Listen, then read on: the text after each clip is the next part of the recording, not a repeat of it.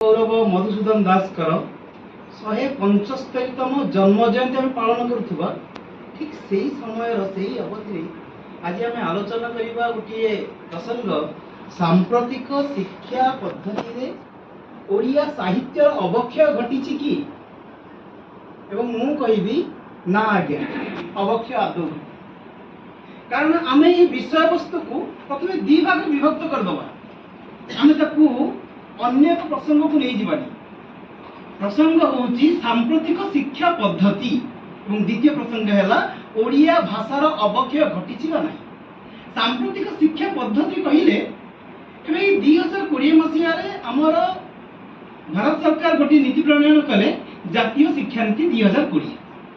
जोटा कि 2022 आमर पालन होगा आरंभ हो गला सिस्टम कौन रहा व्यवस्था कौन रहा व्यवस्था रहा जो पिला माने पढ़िया को स्कूल को कम से कम पंचम श्रेणी पर्यंत समस्त शिक्षार माध्यम रहा निजस्व मातृभाषा जमी आमर ओडिया मान ओडिया भाषा एवं जदि संभव हुए ताहले अष्टम श्रेणी पर्यंत पिला मानकु शिक्षार माध्यम रहा सकाळ उठी चरईटीए राबई राउ राउ कजल करा देहटी तार नाटी तार काऊ कजल कही पानी कजल कहूँ संपूर्ण गीत से गाइला मोर मन रखा सामर्थ्य बर्तमान नहीं अंतपक्षे मुझे जानली जे मो पुओ हस्ते धरिबाकू समस्त भाग्य डोरी निज भाग्य डोरी परहस्ते बंधा हेड़े पकांति पासोरी क्रूर कालचक्र घुरुचि मस्तके जानी लोके हंति बना किम पाई रड़ंती रणभूमि ऋता कृतांत तेणु मु कहबी आज जो आम कहते भेषज आम मेडिकल साइंस भेषज विज्ञान को बर्तमान ओडिया भाषा पढ़ा या कौन आमर ओडिया भाषा को नष्ट करने व्यवस्था है बर सांप्रतिक शिक्षा पद्धति आमको आम भाषा को संरक्षण करने सहित ताकू आहुरी उन्नत करने आमको उद्बुद्ध करुच्ची आहरी अनेक किसी कहया अच्छे कि समय लिमिटेशंस रही तेणुक आपण धन्यवाद दे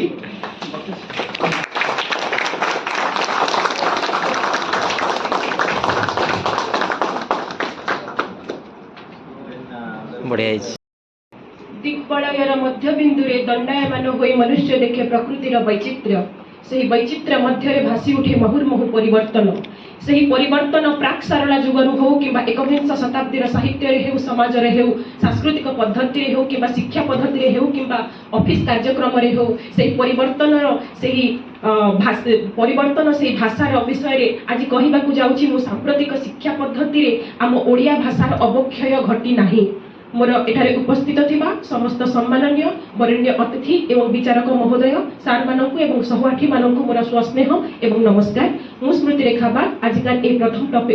टॉपिक विषय रे किछि कहिबाकू जाउछि जेते बेले 16 शताब्दीर पूर्व भागरे आमे जहाकु प्राक सारला साहित्य बोली कहूतिलु सेते बेले ताहा अहमिया भाषा बंगाली भाषा मैथिली भाषा और ओडिया भाषार मिश्रण रे जो चर्चा गीतिका प्रारंभ होइथिला सेही चर्चा गीतिका को समस्त भाषार माने भाषाविद माने एहाकु आम भाषा बोली कहिथिले जेते बेले सेही जुग अतिक्रम करे 16 शताब्दीर प्रारंभ रे जने शूद्र मुनि समाज रे थिबा अति समाज रे थिबा बाधा बंधन रे बांधी होई मध्य जे गोटे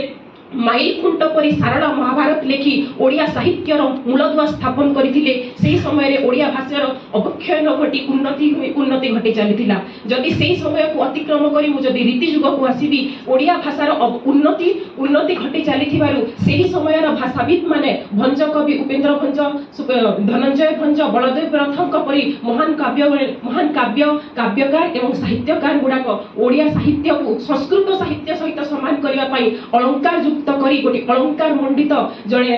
काव्य रचना करथिले से माने जहा द्वारा कि से जहा तांकर लेखा हेतिबा लेखा आजी जाए कहा पाखरे साहस नहीं कि ताकू ओडी इंग्रजी भाषा रे अनुवाद करि परिबे नहीं आपण माने निजको प्रश्न करंतु जदि ओडिया भाषा को जदि अनुवाद करिवार क्षमता थांता ताहेले केबे मध्य गीतांजलि माने प्रथमे नोबेल पुरस्कार पाई पारि नथांता जदि उपेंद्र भंजकर देखरे नलिनी नलिनी नलिनी रे पूरित भ्रमंती भ्रमरे भ्रमरे भ्रमरे ए शोभित ए भाषा को जदि आमे अनुवाद करिबा को गले जो भाषार जो माधुर्य अछि से भाषार जो भावना अछि ता संपूर्ण भाबरे माने परिवर्तन हो जाउची तापरे ସେହି କାବ୍ୟ ନାରୀ ଯେତେବେଳେ ଅଳଙ୍କାରରେ ମଣ୍ଡିତ ହୋଇ ଚାଲି ପାରୁନଥିଲା, ଝୁଣ୍ଟି ଝୁଣ୍ଟି ଚାଲୁଥିଲା ସେହି ହାର ମାଳ ଗହଣା ଅଳଙ୍କାରରେ ସଜ୍ଜିତ ହୋଇ, ସେତେବେଳେ ସେ ରେଢାଖୋଲର ପାହାଡ଼ ଉପରେ ଜଣେ ଅନ୍ଧ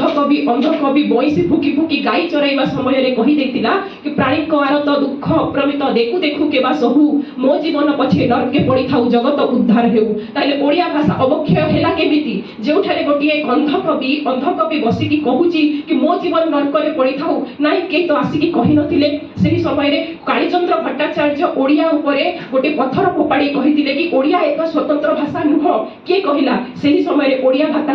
ଭାଷା ଚେଇଁ ଉଠିଲା, ନବଜାଗରଣ ଆସିଲା,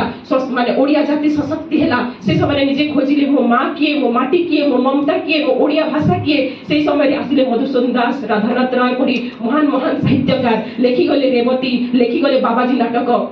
ଲେଖିଗଲେ ପଦ୍ମବାରୀ ଉପନ୍ୟାସ। ସେହି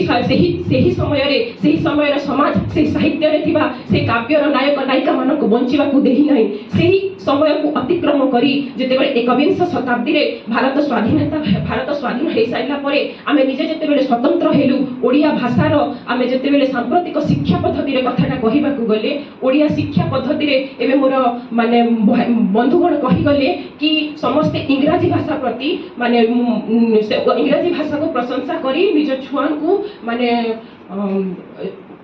ଗ୍ଲୋବାଲାଇଜେସନ ମାନେ ବିଶ୍ୱକୀକରଣ ହିସାବରେ ସେମାନଙ୍କୁ ଓଡ଼ିଆ ଭାଷା ଉପରେ ବାପା ମା ମାନେ ବେଶୀ ଶିକ୍ଷା ଦଉଛନ୍ତି। କିଏ କହିଲା ସାର୍? ଆପଣ ମାନେ ଓଡ଼ିଆ ଭାଷାକୁ ମାନେ ଭୁବନେଶ୍ୱରରେ ଥିବା, କଟକରେ ଥିବା ଯେଉଁମାନଙ୍କର ଏଲିଟ୍ ଫ୍ୟାମିଲି, ଶିକ୍ଷା ଯେଉଁମାନଙ୍କର ଅଧିକ ଧନ ସମ୍ପତ୍ତି ପ୍ରତିପତ୍ତିଶାଳୀ ଥିବା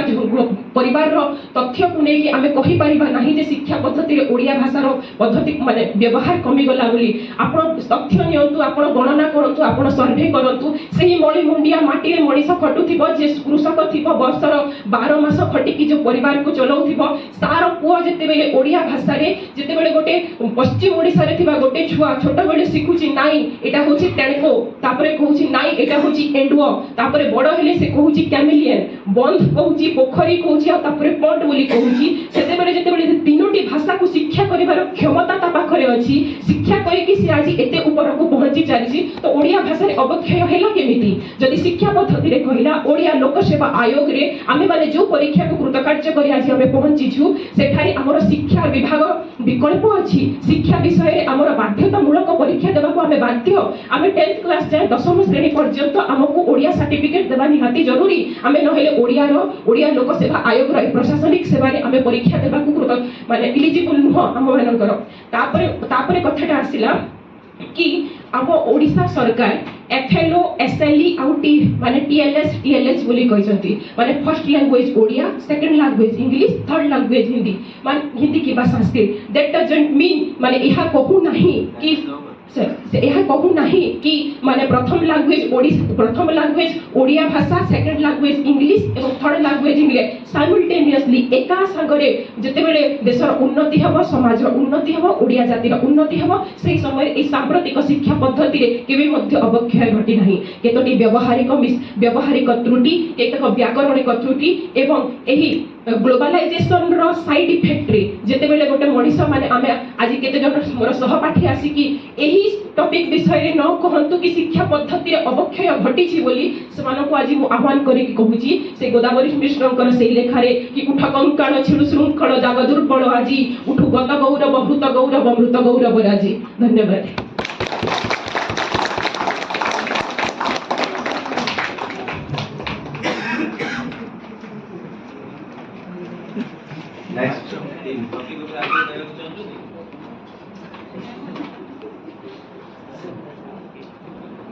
ଶୁଣି ସାରିଲା ପରେ କହିବାକୁ ଇଚ୍ଛା ହଉଛି।